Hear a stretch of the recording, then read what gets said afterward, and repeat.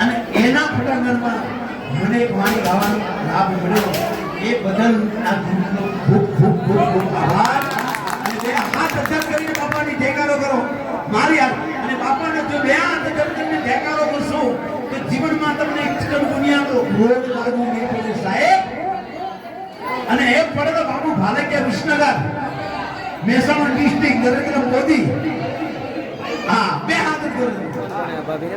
બોલો બાબા રામ સાપીર કી જય, રામા પીર કી જય. ધન્યવાદ.